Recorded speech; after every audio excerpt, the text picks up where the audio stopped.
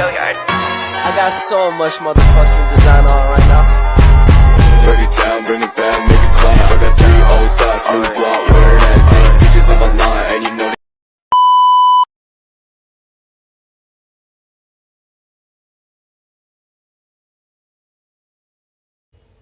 Perkenalkan, nama saya Artia Prodita dengan NIM 2230703146. Sebelum saya menjelaskan proses pembuatan kebijakan publik, poin yang ke-6, terlebih dahulu saya akan menjelaskan pengertian dari kebijakan publik. Kebijakan publik merupakan kewenangan pemerintah menjalankan tugas dan fungsinya. Hubungannya dengan masyarakat dan dunia usaha, pada dasarnya kebijakan pemerintah dalam menata kehidupan masyarakat di berbagai aspek merupakan kebijakan yang berorientasi pada kepentingan publik atau masyarakat. Pengertian kebijakan adalah prinsip atau cara bertindak yang dipilih untuk mengarahkan pengambilan keputusan dalam setiap penyusunan kebijakan publik, diawali oleh perumusan masalah yang telah diidentifikasi, kemudian pelaksanaan kebijakan tersebut ditujukan untuk mengatasi masalah yang terjadi dalam masyarakat.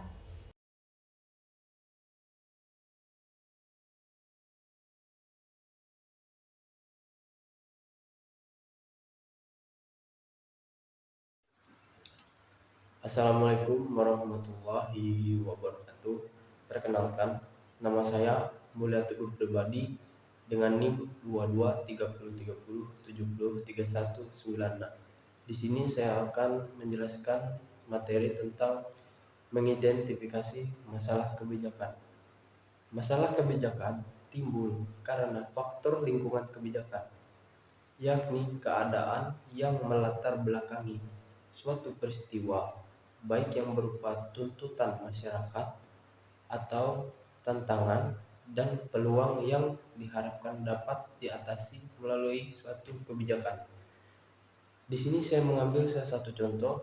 Yang pertama, pendidikan. Akses pendidikan yang tidak merata, kurangnya sumber daya untuk pendidikan kualitas, atau tidak setara dalam sistem pendidikan. Yang kedua, kesehatan.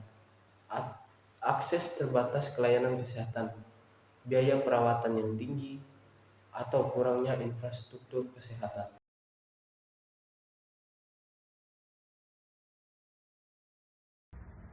Penjelasan agenda kebijakan publik. Penyusunan agenda atau agenda setting adalah sebuah fase dan proses yang sangat strategis dalam realitas kebijakan publik. Dalam proses inilah ada ruang untuk memaknai apa yang disebut sebagai masalah publik dan agenda publik yang perlu diperhitungkan. Jika sebuah isu telah menjadi masalah publik dan mendapatkan prioritas dalam agenda publik, maka isu tersebut berhak mendapatkan alokasi sumber daya publik yang lebih daripada isu lainnya. Isu kebijakan atau policy issue sering disebut juga sebagai masalah kebijakan atau policy problem. Policy issue biasanya muncul karena telah terjadi silang pendapat di antara para aktor mengenai arah tindakan yang telah atau akan ditempuh, atau pertentangan pandangan mengenai karakter permasalahan tersebut. Menurut William Dunn pada 1990, isu kebijakan merupakan produk atau fungsi dari adanya perdebatan, baik tentang rumusan, rincian, penjelasan maupun penilaian atas suatu masalah tertentu. Namun, tidak semua isu bisa masuk menjadi suatu agenda kebijakan. Ada beberapa kriteria isu yang bisa dijadikan agenda kebijakan, yaitu telah mencapai titik kritis tertentu dan jika diabaikan akan menjadi ancaman yang serius. Kedua, telah mencapai tingkat partikulasi tertentu dan berdampak dramatis. Ketiga, menyangkut emosi tertentu dari sudut kepentingan orang banyak atau umat manusia dan mendapat dukungan media massa. Keempat, menjangkau dampak yang amat luas. Kelima, mempermasalahkan kekuasaan dan keabsahan pada masyarakat. Keenam, menyangkut suatu persoalan yang fashionable atau sulit dijelaskan tetapi mudah dirasakan kehadirannya.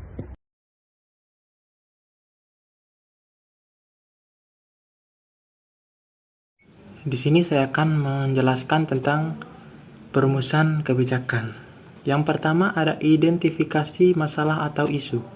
Perumusan kebijakan dimulai dengan mengidentifikasi masalah atau isu yang perlu diatasi.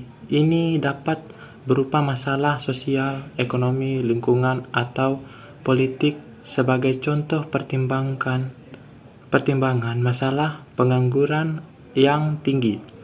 Di suatu negara, identifikasi masalah ini menjadi langkah awal dalam perumusan kebijakan. 2. Analisis data dan informasi. Setelah masalah diidentifikasi, langkah-langkah selanjutnya adalah mengumpulkan informasi yang relevan. Misalnya, pemerintah dapat mengumpulkan statistik pengangguran, tingkat inflasi, dan tren ekonomi lainnya. Analisis data ini membantu dalam memahami akar penyebab masalah dan dampaknya. Yang ketiga ada pemilihan strategi atau tindakan. Berdasarkan hasil analisis, perumusan kebijakan harus memilih strategi atau tindakan yang sesuai untuk mengatasi masalah tersebut. Yang keempat, perancangan kebijakan. Setelah strategi atau tindakan dipilih, langkah selanjutnya secara rinci menjelaskan langkah-langkah yang akan diambil untuk mengatasi masalah kebijakan ini harus jelas dapat diukur dan memiliki tujuan yang terdefinisi dengan baik. Misalnya pemerintah dapat merancang program pelatihan keterampilan dan mencakup jenis pelatihan yang akan disediakan. Yang keempat, implementasi dan evaluasi terakhir. Kebijakan yang dirumuskan harus diimplementasikan selama pelaksanaan, penting untuk terus memonitor dan mengevaluasi efektivitasnya. Dalam contoh ini, perumusan kebijakan berkaitan dengan penanganan masalah pengangguran, tetapi pendekatan yang sama dapat digunakan untuk perumusan kebijakan dalam berbagai bidang lainnya, baik di tingkat pemerintah maupun organisasi swasta atau nirlaba. Proses ini penting untuk memastikan bahwa kebijakan yang diambil dapat mencapai tujuan yang diinginkan dan memberikan manfaat yang maksimal bagi masyarakat atau entitas yang terlibat.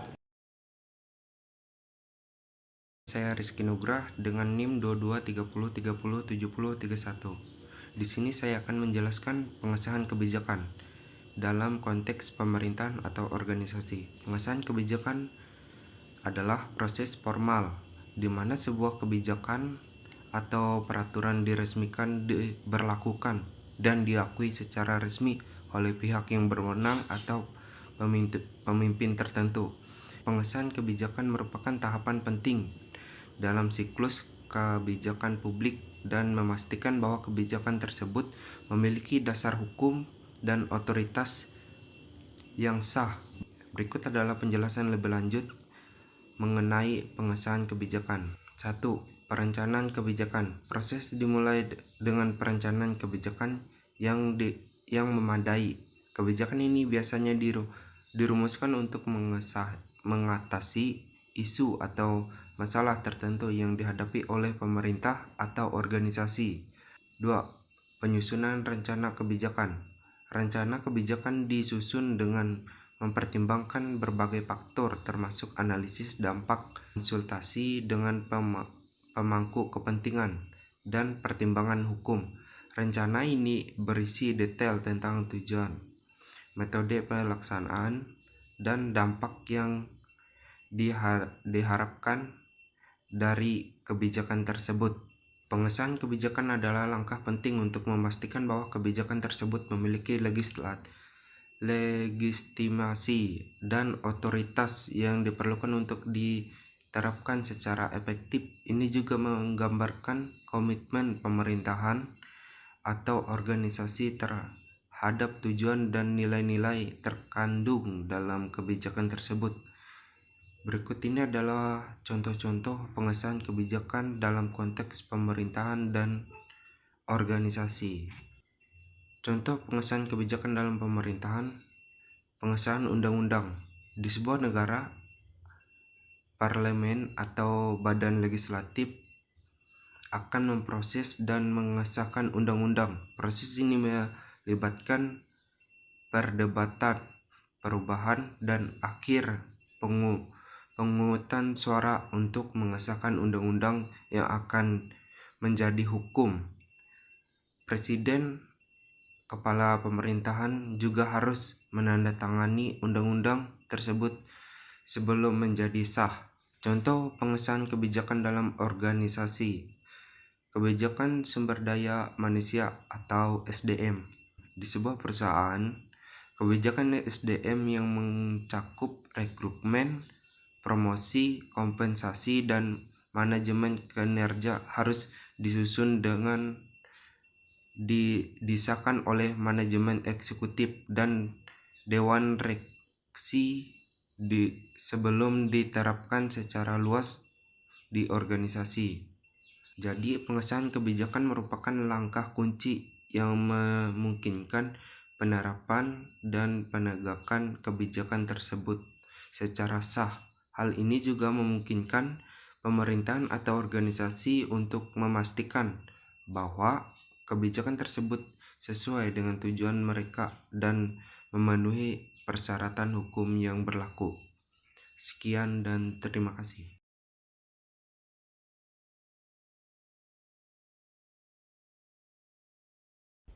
Baik, di sini saya Ronaldi. Saya akan menjelaskan tentang implementasi kebijakan publik. Yang pertama, pengertian implementasi.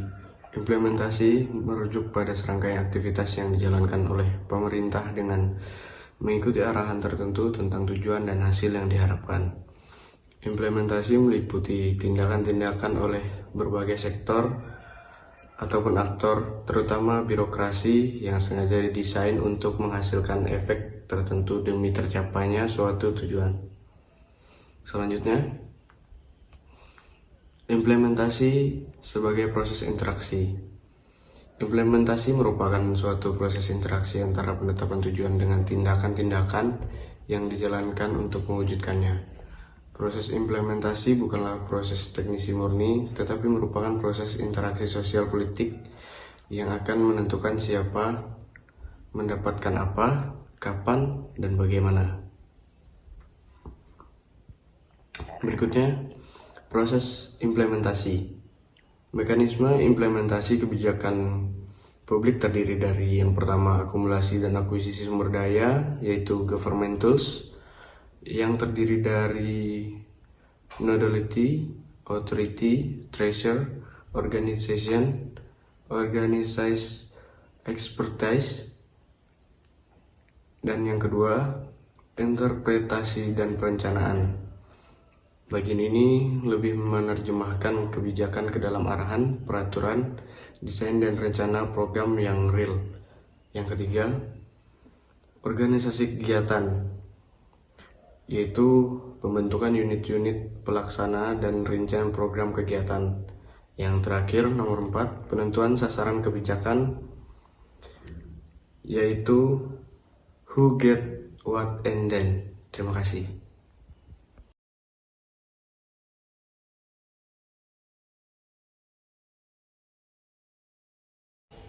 Di sini saya akan menjelaskan proses pembuatan kebijakan publik pada poin yang ke-6, yaitu evaluasi kebijakan.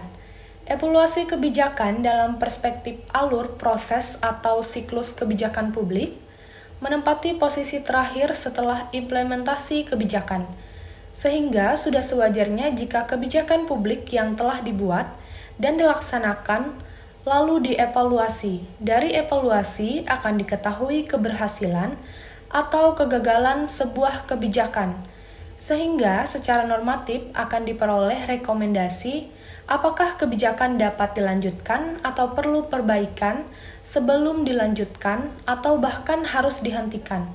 Evaluasi juga menilai keterkaitan antara teori atau kebijakan dengan prakteknya atau implementasi.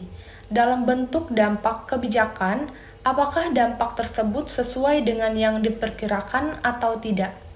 Dari hasil evaluasi pula, kita dapat menilai apakah sebuah kebijakan atau program memberikan manfaat atau tidak bagi masyarakat yang dituju.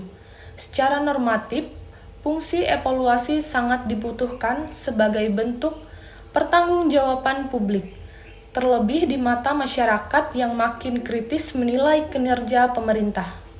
Sebuah kebijakan publik tidak bisa dilepas begitu saja.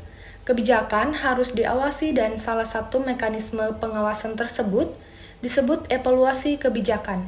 Evaluasi biasanya ditujukan untuk menilai sejauh mana keefektifan kebijakan publik guna dipertanggungjawabkan kepada konstituennya. Evaluasi diperlukan untuk melihat kesenjangan antara harapan dan kenyataan. Howlett dan Remes mengelompokkan evaluasi menjadi 3, yaitu yang pertama, evaluasi administratif merupakan evaluasi kebijakan publik yang dilakukan sebatas dalam lingkungan pemerintahan atau instansi pemerintah. Yang kedua, evaluasi yudisial, yaitu evaluasi yang berkenaan dengan isu keabsahan hukum, tempat kebijakan diimplementasikan, termasuk kemungkinan pelanggaran terhadap konstitusi, sistem hukum, etika aturan, administrasi negara, hingga hak asasi manusia. Dan yang ketiga, evaluasi politik, yaitu menilai sejauh mana penerimaan konstitusi politik terhadap kebijakan publik yang diimplementasikan.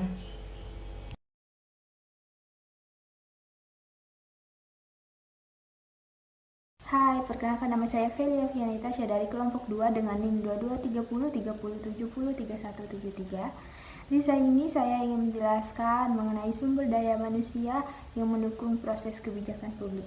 Sumber daya manusia sebagai pelaksana kebijakan, di mana sumber daya manusia tersebut memiliki jumlah yang cukup dan memenuhi kualifikasi untuk melaksanakan suatu kebijakan. Yang dimaksud sumber daya manusia tersebut memiliki jumlah yang cukup dan memiliki kualifikasi adalah para pelaksana yang berjumlah cukup dan memiliki kemampuan dan keterampilan yang diperlukan dalam melaksanakan kebijakan yang ditetapkan. Jumlah pelaksana yang banyak tidak otomatis mendorong implementasi yang berhasil. Jika tidak memiliki keterampilan yang memadai, di sisi lain kurangnya personil yang memiliki keterampilan juga akan membuat pelaksanaan kebijakan tersebut sumber daya yang mendukung kebijakan keberhasilan kinerja. Suatu kinerja juga ditentukan oleh sumber daya yang mendukung seperti sumber daya manusia, finansial, material, infrastruktur, dan lain-lain. Tujuan yang akan dicapai dalam hal ini mencakup mengenai kompleksitas tujuan yang akan dicapai oleh kebijakan tersebut. Semakin kompleks tujuan yang akan dicapai, maka akan semakin sulit mencapai tujuan dari kinerja. Sebaliknya, jika tujuan yang dicapai sederhana, maka akan semakin mudah dalam mencapai tujuan tersebut. Contoh dari tujuan ini adalah untuk meningkatkan kesejahteraan masyarakat, peningkatan kualitas hidup masyarakat, dan juga peningkatan sarana dan prasarana dan lain-lain. Sekian penjelasan dari saya. Terima kasih.